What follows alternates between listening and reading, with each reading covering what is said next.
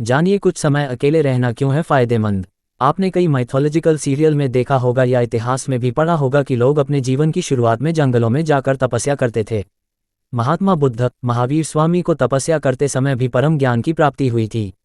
ऐसा क्यों पहले के समय में लोग तपस्या करने जंगल जाते थे और वहां अकेले रहते थे। जब आप अकेले रहते हैं तब आप अपने से जुड़े विषयों पर गहन विचार कर सकते हैं।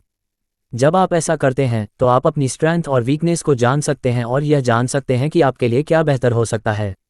अकेले समय बिताना कई कारणों से फायदेमंद होता है, जिनमें निम्न शामिल हैं। Focus improvement. जब गौतम बुद्ध जंगल में तपस्या करने गए थे तब उनके आसपास इतनी शांति थी कि वे स्वयं को टटोलने लगे।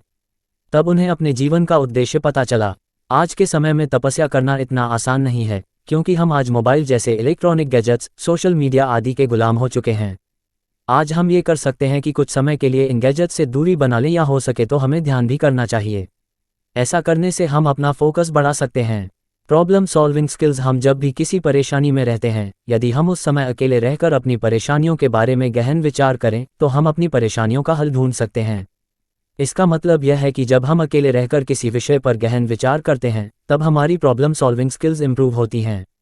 प्रोडक्टिविटी बढ़ना। हर व्यक्ति के अंदर कुछ काबिलियत होती है। जब व्यक्ति अकेले रहकर गहन विचार करता है तो वह अपनी स्ट्रेंथ और वीकनेस पर ध्यान देता है। ऐसे में व्यक्ति यह सोचता है कि अपनी स्ट्रेंथ को और कैसे बढ़ाया जाए और वीकनेस को कैसे दूर किया जाए।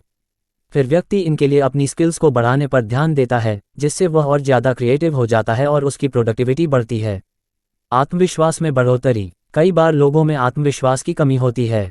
जब आप अकेले रहकर अपनी स्ट्रेंथ और वीकनेस जान लेते हैं तो यह आपकी ग्रोथ में बढ़ोतरी करता है, क्योंकि इसके बाद ही आप अपनी स्किल्स को बढ़ाएंगे या कुछ नई चीज़ें सीखने का प्रयास करेंगे। यह आपके आत्मविश्वास को तेजी से बढ़ाता है। तनाव में कमी। आज के समय में कई लोगों को तनाव की समस्या हो रही है।